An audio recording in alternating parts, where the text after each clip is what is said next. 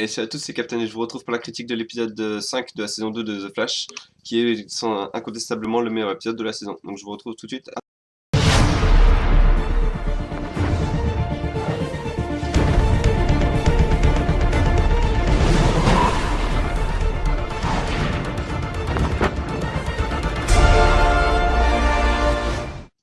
Donc pourquoi est-ce qu'il s'agit du meilleur épisode de la saison? Tout simplement parce que j'ai l'impression que c'est quasiment automatique, c'est-à-dire qu'Harrison Wells revient, la série reprend tout de suite son rythme habituel de la saison 1, avec des intrigues qui s'épaississent, des personnages qui s'épaississent également. Et puis voilà, une situation en elle-même qui devient un peu plus simple à comprendre, c'est-à-dire que probablement, on sait que donc Harrison Wells a créé Zoom.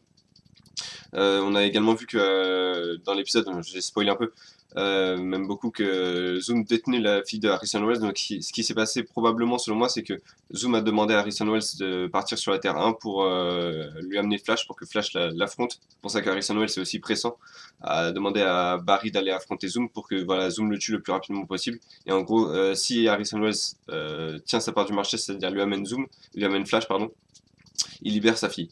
Voilà ce que je pense qui se passe. Maintenant, l'acteur qui joue Harrison Wells est juste excellent. On avait vu dans la saison 1 qu'il avait un rôle, il savait jouer le rôle du mentor et le rôle du psychopathe un peu. Là, dans celui-là, il joue un peu le rôle du bâtard. Enfin, du bâtard, comment dire, du, comment dire ça, du mec calculateur qui en a rien à foutre des gens. Voilà, c'est un gros, comment dire, c'est vraiment pas une personne qu'on aimerait côtoyer. Il arrive encore une fois à jouer parfaitement ça, c'est-à-dire qu'il pousse vraiment tout le monde dans leur dernier retranchement en leur mettant face à la responsabilité. J'ai notamment été surpris de voir que Jay Garrick est en fait un personnage beaucoup plus lâche qu'on ne pourrait le croire, que c'est même un personnage apparemment très très lâche. Euh, dans cet épisode, il m'a un peu déçu, c'est-à-dire que c'est vraiment le personnage que j'imaginais droit, voilà, qui n'a pas peur du danger, etc. Alors qu'en fait, il s'avère que c'est un mec qui refuse l'affrontement contre Zoom parce qu'il en a peur. Et donc j'ai trouvé ça assez étrange. Mais c'est assez sympa de voir que ils ont un peu tordu le cou à l'idée voilà, du premier Flash est forcément meilleur que le deuxième, alors qu'au final, peut-être celui qu'on a dans la série est probablement meilleur que celui qu'ils ont eu dans la Terre 2.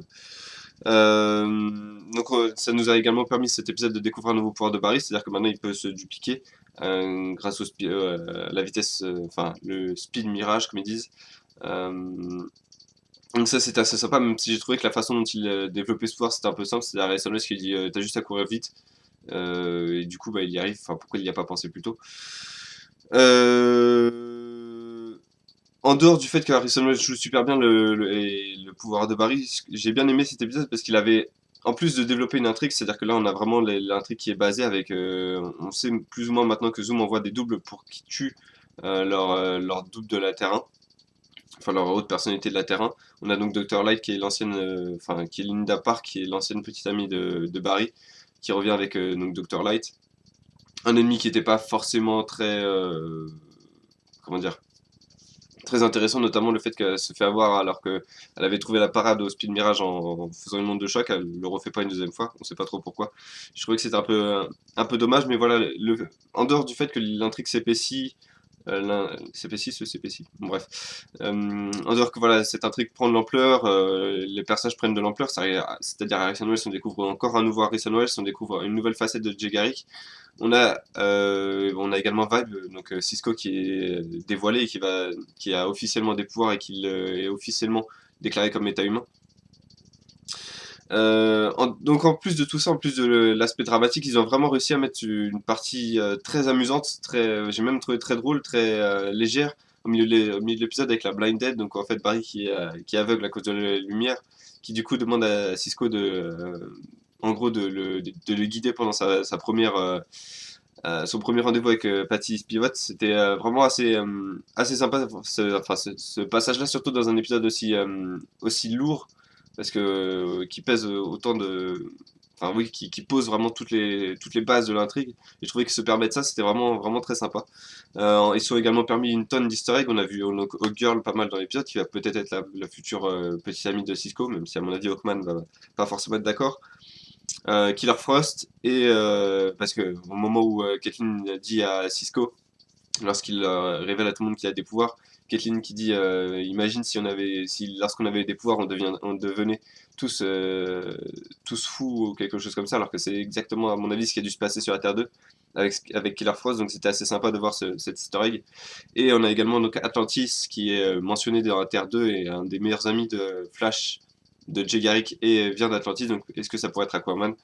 On ne saura peut-être jamais, mais en tout cas, voilà, c'était assez sympa de voir tous ces easter eggs. Petit point négatif, c'est que l'épisode est un peu trop centré sur Love Story, donc on a Barry et Spivot et Patty. On a Hawkgirl et Vibe, enfin Cisco et je sais pas si c'est Ciara, mais j'ai peur de me tromper avec le nom de l'actrice. Non, c'est ouais, Sanders, enfin je sais plus. Bref, donc on a Vibe et Hawkgirl, et puis on a également Jay Garrick et puis Caitlyn qui sont à deux doigts de se mettre ensemble, mais en fait non.